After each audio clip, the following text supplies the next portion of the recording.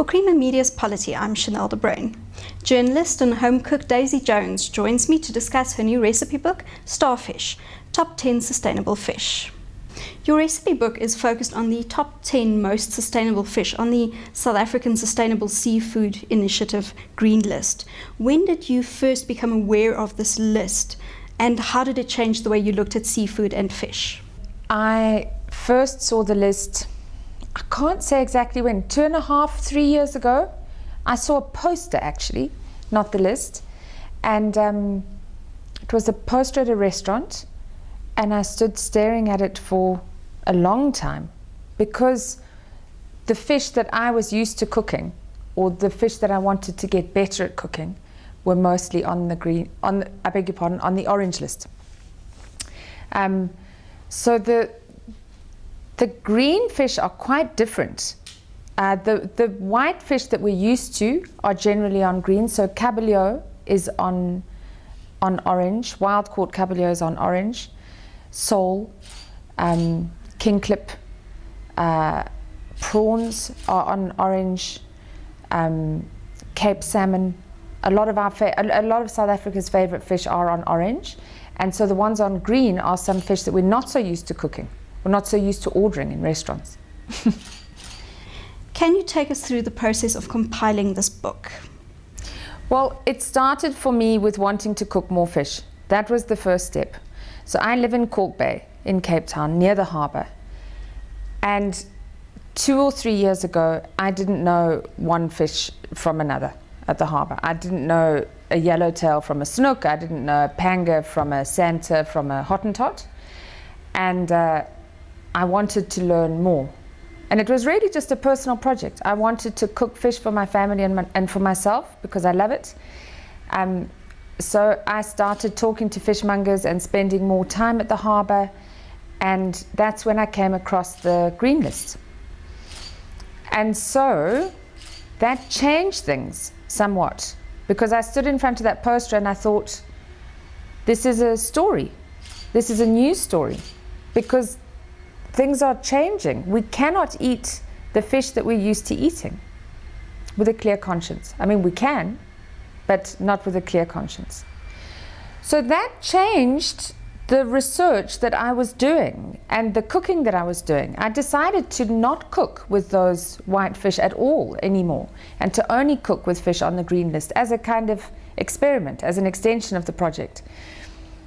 And then I started doing research with my journalist's hat on.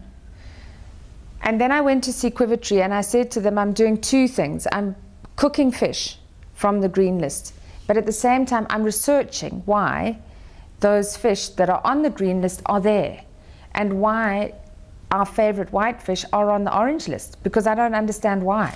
And in fact, there's not much information about this. I couldn't Google this issue and find out why. There wasn't a lot available. And Quivertree gave me the freedom to do both. So they said, go ahead and research the story, and we will give you the freedom to write up the story. There's a lot of writing in the book. And at the same time, do the cooking. Do them in parallel. So that's what I did, and it was a long project. It was a 2.5, 3 year project that I was involved in doing that. So on the one hand, there was the work in my own kitchen and going around the shops and the fishmongers, and on the other hand, there was interviewing people, and I went all over the country to interview people. How did you come up with the title for the book? I couldn't decide on a title. My favorite title was How to Eat Green Fish, which is a very bad one. I mean, I loved it, but I don't think it's a good idea because it makes the fish sound rotten. So Starfish was, I think I got the idea from my brother-in-law and my sister-in-law. And we were talking about it. And I said, I'm looking for a name. It's something about, I want to say that it's sustainable and that the fish are accessible and tasty, and it's a recipe book. And I looked at the letters of Starfish and it worked. So it's sustainable, tasty, accessible fish with recipes. So it was kind of a no-brainer, and they are the stars of the green list. Not all the fish on the green list are in that book. It's just the stars of the green list. What role do you believe consumers need to play in ensuring that restaurants and supermarkets sell and serve only fish that is on the green list? Oh, well, it's huge. Consumers have enormous power. Consumers have more power to shift what fish is sold than politicians or lobbyists. So the way it works, and the way it has been working since the 1980s, is that if consumers refuse to buy a certain type of fish, the shops will stop buying it in. And when the shops have stopped buying it in, then the companies and government will notice. And only then will laws change.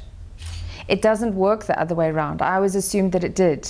I assumed that government would take advice, change the law, that the fish companies would be forced to abide by the law, and that we would then get responsibly sourced fish. But that's not how it works. So really, what I've written in the book is that placards and letters to the editor and forming ocean conservation groups in some ways is less effective than just not buying fish on the orange and red lists. Do you think it's easier than people might think to switch to eating only fish that's on the green list? Well, I think it's easy and fun, and I'm completely sincere about that. So there's more than an ethical benefit in switching to fish on the green list. The one is that a lot of the fish on the green list are oily or oilier, and fish oil is incredibly healthy. So there's a fish benefit. For me, there's a culinary benefit because I learned to cook fish in a new way. The way that white fish is cooked is generally quite minimalist. There's a creamy sauce. The fish is treated with great respect and very delicately. And there's a limit to what you can serve with such delicate tastes. With fish on the green list, things like sardines and snook and yellowtail and anchovies, there's a much greater scope for more flavor. So we did salting, smoking, currying. We used curry pastes, curry rubs, we fried, we grilled. So for me as a home cook, I learned a whole lot more in terms of methods and flavor than I would have if I'd only learned to cook white fish. You seem to really enjoy cooking. Do you have plans to write more recipe books? Well, there are. I'm always working on a personal project. So that book came out of something that I was just doing for myself. I just decided that I wanted to cook more fish. It made sense to me at the time. What makes sense to me at the moment is it's a kind of family food project. My children are, my daughter's just turned 10 and my son is 6.5. And I'm very keen to get sugar and junk food and processed food out of our house and off our table. So I'm looking at healthier meals for us as a family. That's my kind of personal project at the moment. I want to make more natural food at home, food that's better for them. And the other thing that I'm working on a little bit is trying to understand how chefs make their choices and how chefs pair wine with food. So I'm part of my brain is also looking at fine dining. I'm doing some restaurant reviews at the moment for winemag.co.za. So that's one area of learning for me. And the other area of learning is more positive, healthy family food at home.